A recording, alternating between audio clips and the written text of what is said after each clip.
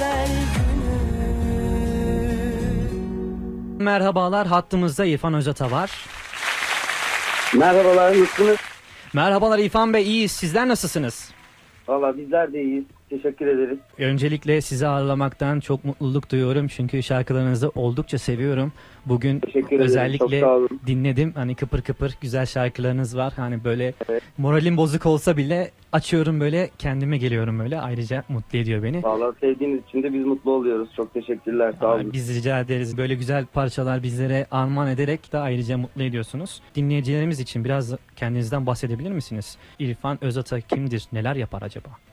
Yani genelde müzik çalışarak hayatımı geçirmeye çalışıyorum. Bunun yanında PlayStation'da FIFA oynuyorum genelde. Ondan sonrasında kendi stüdyolarımıza gidip arkadaşlarımızın stüdyolarında yeni demolar, yeni şarkılar yapmaya çalışıyoruz. Hı hı. Hayatımızın büyük bir bölümü müzikle geçiyor aslında diyebiliriz. Bunun yanında da haftanın 2 günü Bursa'da, haftanın 1 günü çarşamba günleri Aydın'da programa gidiyorum. Bunun yanında da konserler olduğu zaman konserlere gidip seyircilerimizle buluşuyoruz. Bu yoğun koşuşturma içerisinde bizleri yine bir çalışma bekliyor mu acaba yakın zamanda veya ileri planda? Tabii şu an biliyorsunuz ben birkaç senedir Sony Müzik'teydim. Şimdi Ozan Çolakoğlu'yla beraber çalışıyorum Ozinga Müzik'te. Hı hı. Dünyanın en güzel günü de zaten Ozinga Müzik'ten çıktı.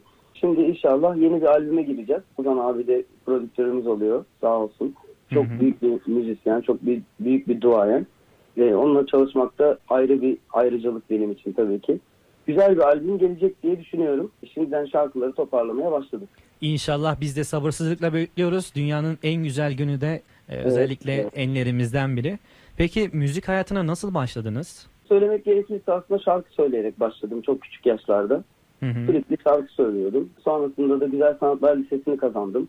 4 sene orada okudum. Sonra Uludağ Üniversitesi Müzik Bölümü Anabilim Dalı'nı bitirdim.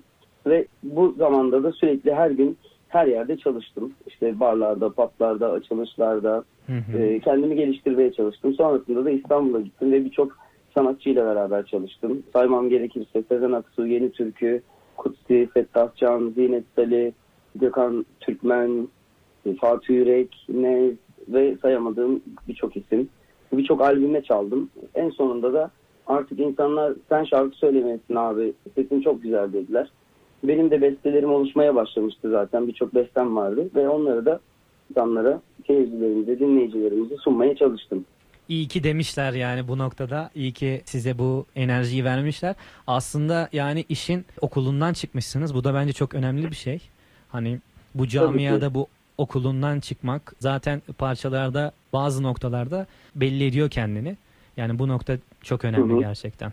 Peki dilerseniz biraz da dünyanın en güzel gününden bahsedelim. Yani tabii ki, çıkışı nasıldır, hikayesi? Bu şarkı 2 sene önce ortaya çıktı. Hı hı. Sözlerini Yazgın Kaçak yazdı. Bestesini ben yaptım.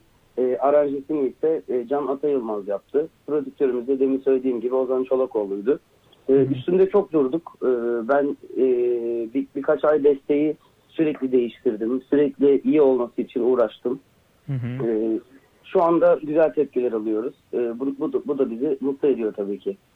Evet, hep mutlu olun diyorum. Çok güzel, dinlemesi zevkli bir parça yapmışsınız. Son olarak üniversite öğrencilerimize söylemek istediğiniz bir mesajınız var mı?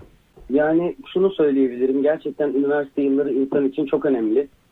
Çünkü orada daha iş hayatına atılmıyoruz ama ben üniversitedeyken iş hayatına atılmıştım. Müzisyenlik yapmaya devam ediyordum. O yılların bence kadrini, kıymetini bilmek zorundalar. Ve gerçekten kendi işlerini artık biliyorsunuz ilkokuldan başlıyor herkesin ne yapması gerektiğini çözmesi. O yüzden de çok çalışmaları gerekiyor. Eğitim hayatları boyunca da onlara başarılar diliyorum. Teşekkür ediyoruz. Bizler de sizlere konuk olduğunuz için ayrıca çok teşekkür ediyoruz. Sizin gibi değerli bir şarkıcıyı ağırladığımız için. Sizlere emanet biliyorsunuz. Evet, her zaman bize emanet. Bizim için çok önemlisiniz. Çünkü biz tabii ki bu işin mutfağındayız. Bu işi yapıyoruz ama şarkılarımızı duyuran insanlar sizlersiniz. O yüzden sizlere de ben buradan çok teşekkür ediyorum. Biz de çok teşekkür ediyoruz. Böyle güzel parçalar yapmaya devam edin. Başarılar, keyifli süreçler diliyorum. Kendinize iyi bakın. Çok teşekkürler. Kolay gelsin sizlere de. Sağ olun. Teşekkürler. Görüşmek üzere.